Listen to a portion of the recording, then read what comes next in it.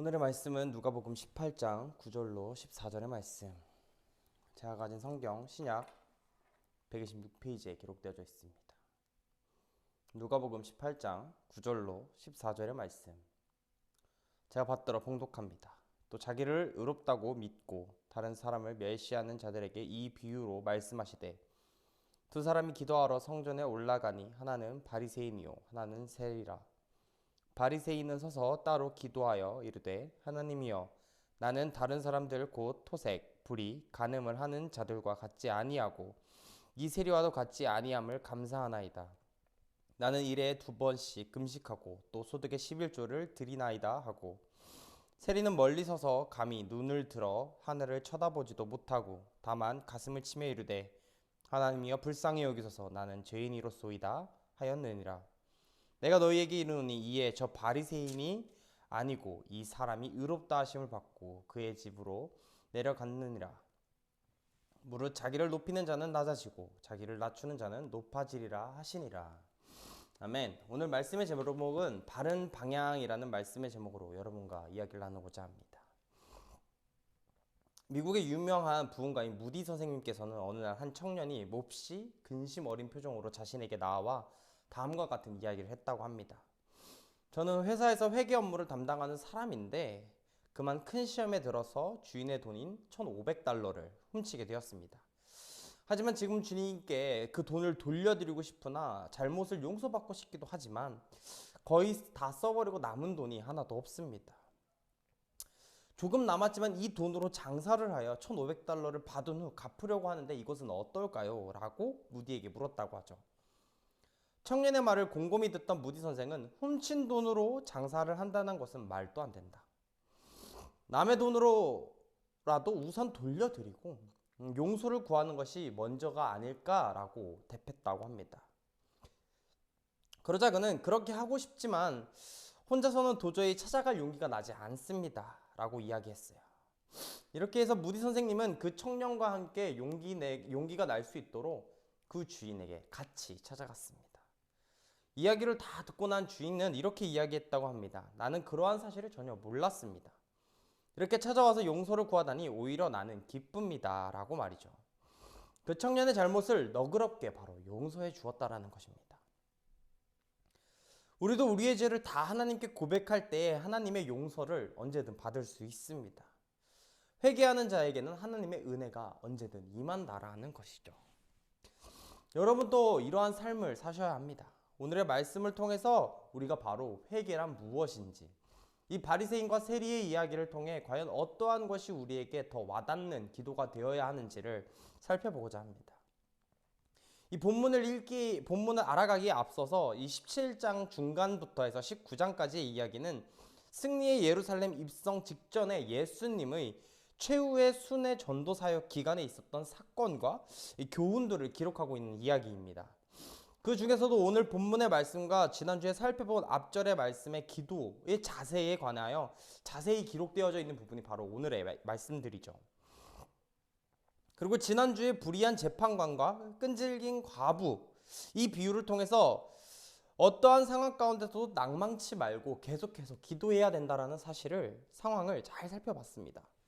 그리고 이어지는 오늘의 말씀은 바리새인과 세리의 상반된 기도의 자세를 통해 과연 겸손한 기도, 바른 방향은 무엇인가에 대해서 이야기를 해보고자 합니다.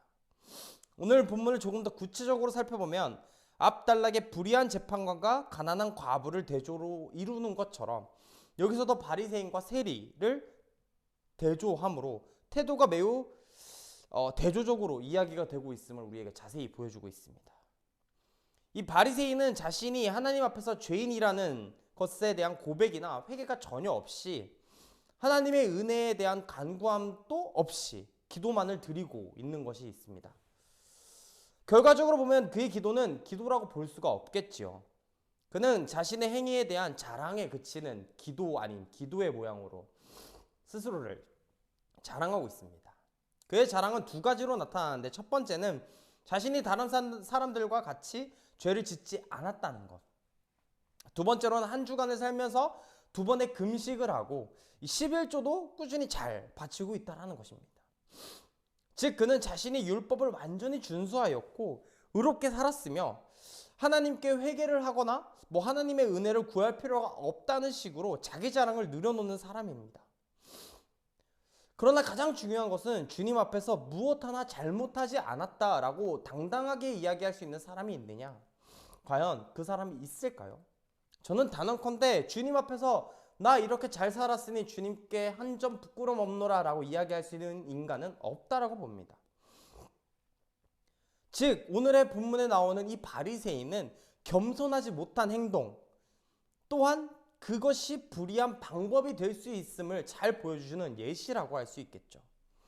이와 같이 자기의 의를 의지하는 자들은 그것을 자랑하는 것으로 끝나는 것이 아니라 자기를 더욱더 교만의 길로 빠뜨리며 구원으로 이끄시는 하나님의 의에 대해 힘입는 것을 방해하는 수단으로밖에 전락하지 않습니다. 그리고 바리새인은 더구나 자신의 의로움을 빗대어 타인, 곧 세리를 정죄하고 멸시하는 죄까지 범하고 말았죠. 이러한 기도, 이러한 모양은 하나님께서 받아들이시지 않으시고 오히려 주님 앞에서 더 큰 죄를 범하게 되는 매우 부적합한 행동이라 볼 수 있습니다. 겸손하지 못한 행동이라는 것이죠. 이러한 기도는 하나님께서 받으시지 않고요, 주님 앞에서 죄악된 행위로밖에 보이지 않을 것입니다. 이에 반하여 13절의 말씀을 살펴보게 되면은 세리의 기도 내용은 조금 더 반면 좀 다른 이야기로 흘러가고 있습니다. 그 당시에 세리라고 하면은 창녀와 함께 유대 사회에서 죄인들로 규정되어 있던 아주 못된 사람들 중에 하나죠. 로마 정부의 앞잡이로서 백성들을 배반하고 매국노와 같은 존재였습니다. 그러므로 본문의 세리는 바리새인과 다르게 조금은 용서받을 수 없는 자처럼 보입니다. 하지만 그는 주님께 나와서 회개하고 간절히 회개를 합니다. 용서를 구하죠. 이 바리새인과 대조되는 가장 큰 모습은 세리는 주님께 찾아갔다라는 것입니다. 자신의 의를 드러내기 위해서 찾아갔느냐? 그게 아니라는 것이죠. 그의 행위에서 놀랄 것은 바로 스스로 그리스도 앞에 먼저 찾아갔다라는 것이죠. 이 세상에서도 경찰서로 먼저 찾아가 자백하는 사람에게는 조금 참작을 해줘서 선처를 조금은 받을 수 있도록 도와준다고 해요. 내가 이런 잘못을 했다라고 용기 내에 있어서 말이죠. 마찬가지입니다. 우리가 죄를 짓고 나면 행해야 될 것이 바로 스스로 주님께 먼저 나아가는 것이겠죠. 바로 이 세리가 행했던 것처럼 말입니다. 주님은 언제든지 자신에게 앞으로 나온 자에게 대해서는 다 용서해 주겠나라고 이야기하고 계십니다. 그럼 우리 죄가 아무리 주홍같이 붉을지라도 흰눈과 같이 희어질 것이라고 말씀을 통해서 이야기하신 것처럼 주님은 자신의 앞에 나아오는 자에게는 언제나 관대하게 용서해 줄 준비가 되어져 있으십니다. 그리고 이 세리는 멀리서 자신의 죄를 자복하고 있는 모습이 나옵니다. 이 멀리 서 있다, 멀리 서서 무언가 주님께 가까이 나아가지 못하는 것, 단순히 멀음을 의미하는 것이 아니라 그가 서 있던 자리는 이방인의 뜰이었을 것입니다. 자신을 거룩한 유대 선민 사회의 선민으로 인식하는 것이 아닌 그러한 인간조차 되지 못함으로 인한 그러한 소속감조차 얻을 수 없는 사람으로 자신을 거룩한 자로 여기지 않고 불의하다라고 생각했다라는 것, 자신의 잘못에 대한 분명한 깨우침이 있었다라는 것이죠. 또 감히 하늘을 우러러보고 자신의 죄가 난 이런 죄가 있다라고 당당하게 얘기한 것이 아닌 하늘을 쳐다보지 못하고 고개 숙여 나의 죄가 이러합니다라고 이야기했던 그의 모습처럼 자신의 죄가 무엇인지 분명히 알고 내 죄에 대해 부끄러워할 줄 알았다라는 그 모습, 그것이 중요합니다. 병을 고치려면 자신의 병이 무엇인지에 대해서 정말 잘 알고 있어야 해요. 그것을 모른다면 아무리 좋은 노력도 이 의미가 없어지며 아무런 좋은 방향으로 흘러갈 수 없게 되어집니다. 그렇게 항상 자신의 죄를 잘 알고 있어야 합니다. 나의 죄가 무엇인지 스스로 인정하고 자신의 죄에 대해서는 충분히 고백할 수 있는 자가 되어야 하죠. 자신이 얼마나 잘못된 행동을 했는지 스스로 인지하는 것은 쉬운 일이 절대 아닙니다. 이 세리처럼 행동한다? 결코 쉬운 일이 아니에요. 주님 앞에서 자신이 의롭다고 여겨지며 자신의 죄가 전혀 없을 만큼 잘 살았다라고 이야기하는 것은 정말 잘 살았다 이야기하는 자가 할 수 있는 말이 아니라는 것이죠. 정말 잘 살았던 사람, 다른 이야기 해볼까요? 공부를 열심히 한 사람은 시험 직전까지도 그 공부에 대한 준비가 철저히 이루어집니다. 그렇지 못한 자들이 오히려 좀 더 편안해 보이겠죠. 마찬가지입니다. 내가 바로 주님 앞에 정말 잘 살았다면 잘 살지 못한 부분에 있어서 조금은 회개할 것을 찾게 되고 나의 죄가 무엇인지 조금은 되돌아보게 된다는 것.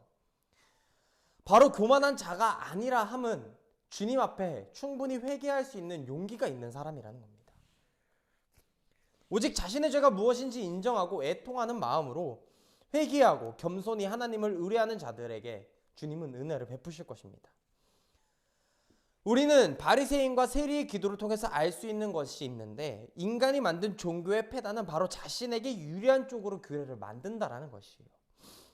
자신에게 유리한 규례를 만듦으로써 자기가 지키기 좋은 사항들을 계속 찾아서 만들 것이며 이를 지키면서 자신은 스스로에게 떳떳하다라고 이야기할 겁니다. 나는 주님 앞에 부끄러움 없다. 우리는 우리가 스스로 만드는 종교가 되어서는 안 됩니다. 마치 바리새인들처럼 말이죠. 스스로가 의롭다고 인정할 수 있는 규례를 만들고 이만하면 괜찮다 스스로 위로하고 잘났다고 칭찬해서는 안 된다라는 것입니다. 이는 주님이 보시기에 올바른 행위라고 할 수 없겠지요. 자신이 무엇을 잘못했으면 정말 잘못했는지도 정말 중요하지만 자기가 스스로 어떠한 것이 잘못되었는지 파악하고 회개할 수 있는 용기가 있다라는 것, 그 부분이 바로 주님 앞에서 당당한 그리스도인이라 칭찬받을 수 있는 것이겠죠. 잘 아는 것, 그리고 스스로에게 너무 관대하지 않아야 한다는 것이 가장 중요합니다. 이만하면 됐겠지. 이 정도면 충분히 잘했겠지. 스스로를 위로하는 순간 앞으로 조금 더 나아갈 수 있는 기회를 놓치고 마는 것입니다. 열심히 살았는데 뭐 더 열심히 살라고 이야기하는 것이 아니냐. 내가 열심히 살았는데 내 삶에 대한 부분에 대한 만족을 느낄 수도 있지 않느냐. 이렇게 화내실 수도 있지만 절대 그 부분을 책망하기 위해서 이야기하는 것이 아닙니다. 열심히 살았다면, 잘 살았다면 그 부분이 나를 위해서 열심히 살았는지 아니면 주님을 위해서 열심히 살았는지 인생의 방향을 다시 설정해야 한다는 것이죠. 여러분은 과연 어떠한 방향으로 나아가십니까? 스스로를 자부하는 삶을 사시겠습니까? 아니면 주님이 보시기에 잘했노라 칭찬받는 합당한 삶을 사시겠습니까? 한 주간 살아가시면서 나의 삶이 아닌 주님의 삶이 무엇인지 고민하시고 행동으로 옮기시는 여러분이 되시기를 바랍니다. 밖으로 노력하는 삶이 되셔서 간절히 바라고 기도하는 것이 주님 앞에 올바른 길이 될 수 있도록 되시기를 간절히 바라고 그렇게 되기를 소원하겠습니다. 다 같이 주기도문으로 예배를 마칩니다. 하늘에 계신 우리 아버지여, 이름이 거룩히 여김을 받으시오며 나라가 임하옵시며 뜻이 하늘에서 이루어진 것 같이 땅에서도 이루어지이다. 오늘 우리에게 일용할 양식을 주시옵고 우리가 우리에게 죄 지은 자를 사하여 준 것 같이 우리 죄를 사하여 주시옵고 우리를 시험에 들게 하지 마시옵고 다만 악에서 구하시옵소서. 대개 나라와 권세와 영광이 아버지께 영원히 있사옵나이다. 아멘.